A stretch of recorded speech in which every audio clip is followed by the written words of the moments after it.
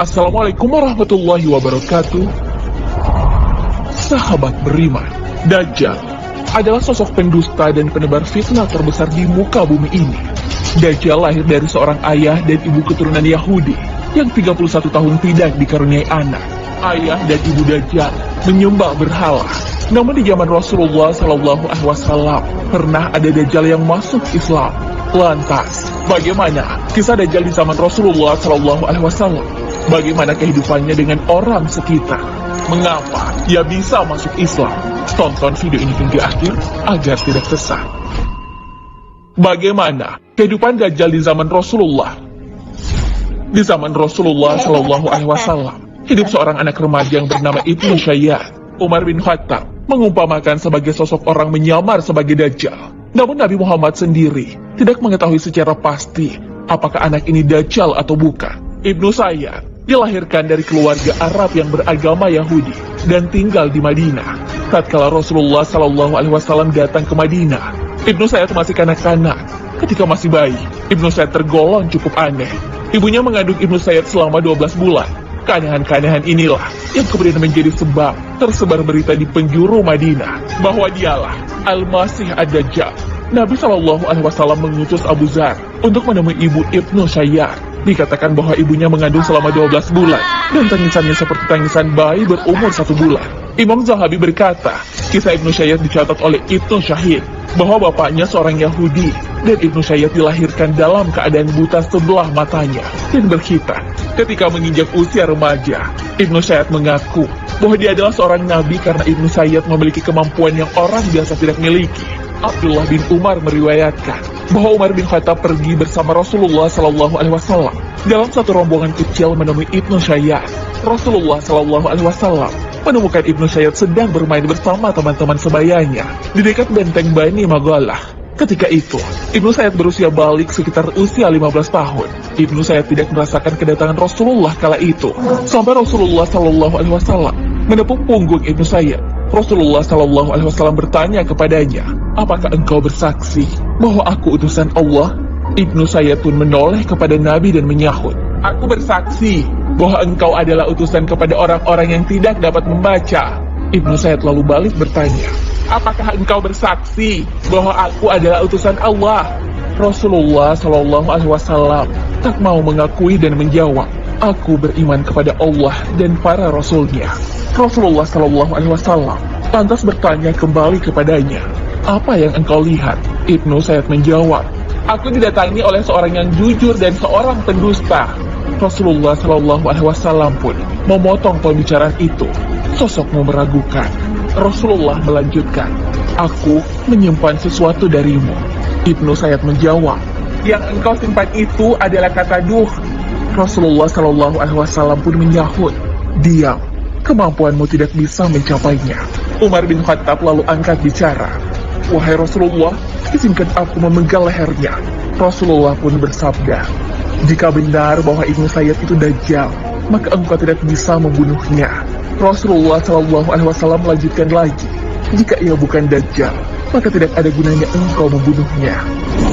Dalam riwayat Imam Ahmad dari Jabir bin Abdullah, serta Nabi menemui Ibnu Sayyad dengan beberapa pertanyaan dan permintaan Umar bin Khattab untuk membunuh Ibnu Sayyad. Akan tetapi, Nabi memberitahu kepada Umar bahwa yang dapat membunuh Dajjal hanyalah Nabi Isa alaihissalam. Dan jika Ibnu Sayyad bukan Dajjal, maka Umar tidak berhak membunuh seseorang yang ada di dalam perjanjian. Seperti apa kehidupan Dajjal di zaman Rasulullah? Ibnu Sayyad oleh ibunya dipanggil Syafi.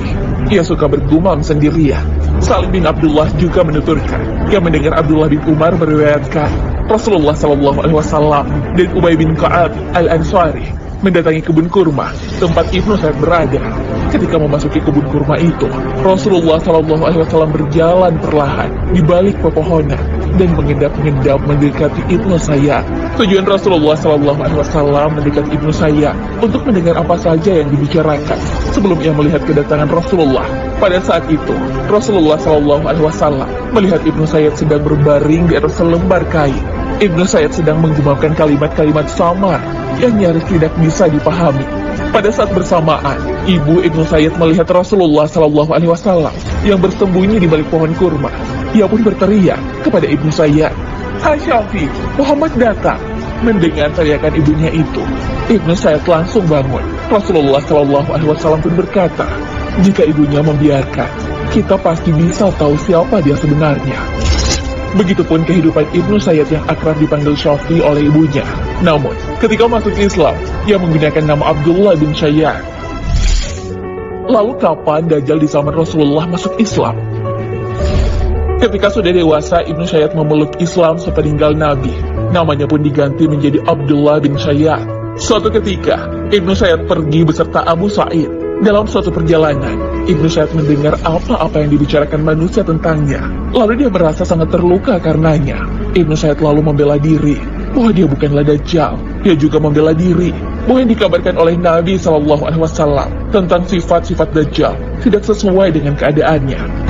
Dijelaskan dalam sebuah hadis dari Abu Sa'id, dia berkata, "Kami pernah keluar untuk melakukan haji atau umroh, dan Ibnu Sa'id ikut bersama kami.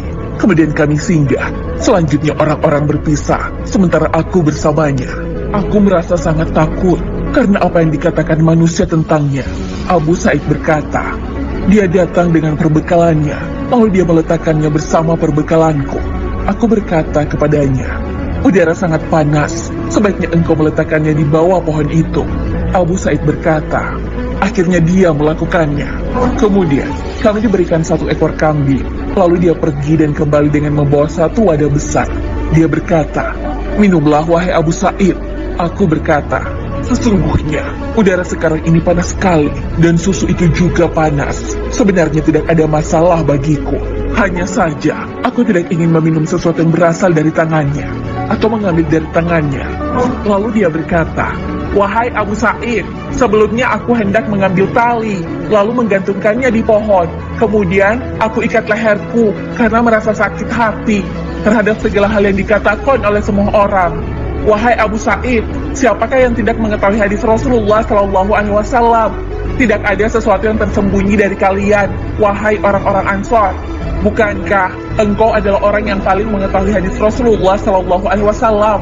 Bukankah Rasulullah SAW telah bersabda, 'Dia, Dajjal adalah orang kafir, sementara aku adalah seorang muslim.' Bukankah Rasulullah SAW pernah bersabda bahwa dia, Dajjal, adalah orang yang tidak memiliki anak, sementara aku telah meninggalkan anak-anakku di Madinah? Bukankah Rasulullah SAW pernah bersabda bahwa dia, Dajjal, tidak akan pernah memasuki Madinah dan Mekah, sementara aku datang dari Madinah menuju Mekah?" Abu Sa'id Al-Khudri berkata, "Hampir saja aku menerima alasannya." Kemudian Ibnu Sayyad berkata, "Demi Allah, sesungguhnya aku mengenalnya dan mengetahui tempat kelahirannya, dan di mana dia sekarang." Abu Sa'id berkata kepada Ibnu Sayyad, "Celakalah engkau pada hari-harimu." Dalam riwayat lain, Ibnu Sayyad berkata, "Demi Allah, sesungguhnya aku mengetahui di mana dia, Dajjal, sekarang, dan mengenai bapak juga ibunya." Perawi berkata kepada Ibnu Sayyad, "Apakah engkau senang jika engkau adalah dia?" Dia menjawab, "Jika ditawarkan kepadaku, maka aku tidak akan membencinya." Para ulama berkata, tampak di dalam hadis-hadis tersebut bahwa Rasulullah SAW tidak diberikan wahyu apakah dia itu Dajjal atau yang lainnya. Rasulullah hanya diwahyukan tentang sifat-sifat Dajjal, sementara Ibnu Sayyad memiliki ciri-ciri yang memungkinkan. Karena itulah Rasulullah SAW tidak menyatakan secara pasti bahwa dia adalah Dajjal atau yang lainnya. Dan karena itu pula Rasulullah SAW berkata kepada Umar, "Jika dia memang Dajjal, maka engkau tidak akan pernah bisa membunuhnya." Wallahu a'lam bishawab. Mari membangun channel Islam Rahmatan lil Alamin dengan cara subscribe, like, dan komen. Wassalamualaikum warahmatullahi wabarakatuh.